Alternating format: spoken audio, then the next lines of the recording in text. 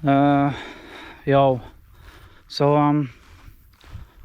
1 year ago NASA released a first pictures of James Webb Space Telescope. So it is a first anniversary of James Webb Space Telescope, and here I wanted to thank from a cosmological point of view, thanks for absolutely nothing new that this telescope brought to the table as expected, because, and maybe here I will explain the difference between cosmology and astronomy, because maybe astronomers are happy, not maybe, they are, because they have pictures in astounding precision, with astounding precision, right, with bigger resolutions. So astronomers are happy, but why shouldn't cosmologists be happy, and what is the difference? Well, the cosmology is a science that treats galaxy or even whole group of galaxies as a point. So the cosmology is trying to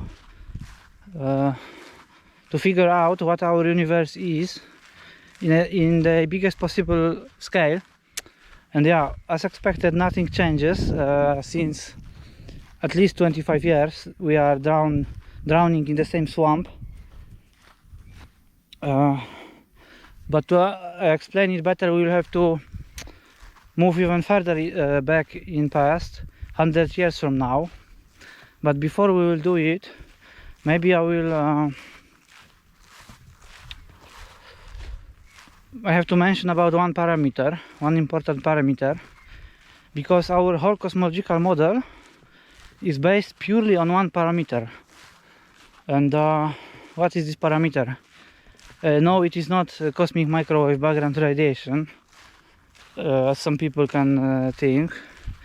CMB, in my opinion, is negligible, because it can be explained with many different other theories. So this the most important parameter is called redshift, and our whole cosmology is based purely on this one parameter. So maybe it will be better if you'll pause here now and yeah, and read something about this redshift on somewhere. But in short, because visible light has a electromagnetic spectrum, then you can examine this spectrum in a greater details to discover that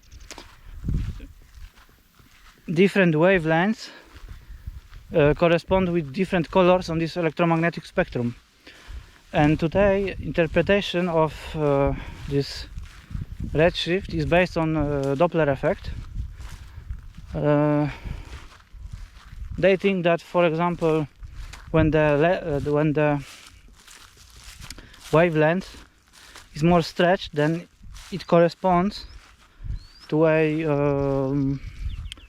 towards red color on this electromagnetic spectrum, and when the wave is has bigger frequency, then it goes on the opposite part of the spectrum, which is towards violet color. However, in English language, this violet shift is called blue shift. So we have redshift and blue shift, and they are equally important. However, today the topic of blue shift is completely silent in cosmology, and the only thing they are talking about is this redshift. So now we have to go 100 years from now into the past to a Russian mathematician and physicist that was called Alexander Friedman. And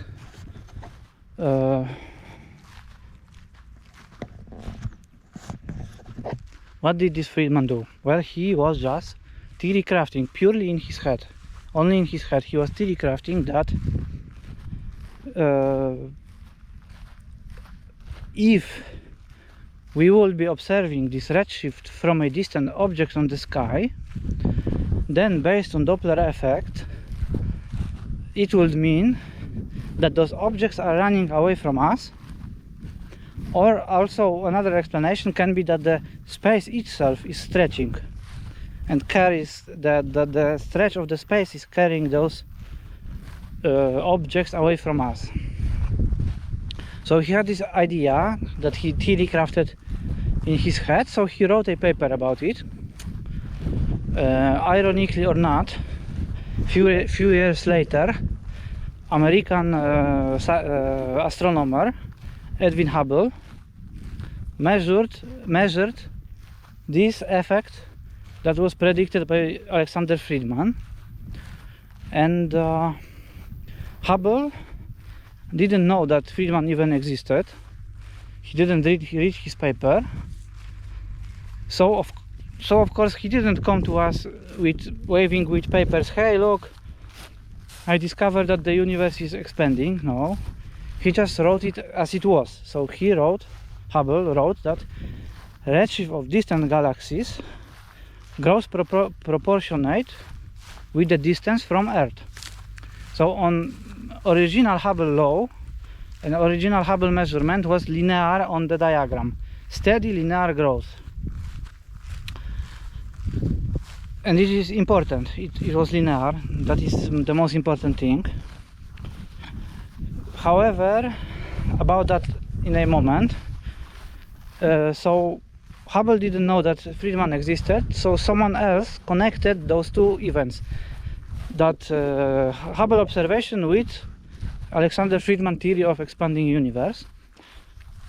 And that someone was Lemaitre. He was called Lemaitre, Georges Lemaitre.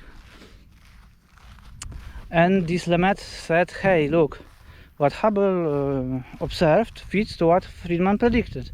So he wrote a letter to Hubble. Of course Hubble was against it, because Hubble was a honest guy, that's why I like him. And Hubble didn't like this interpretation of his observation.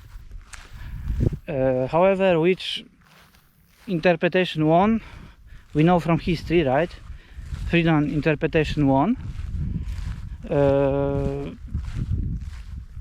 But this Hubble observation that redshift of distant galaxies grows proportionate with the distance from Earth, right? Steady linear growth,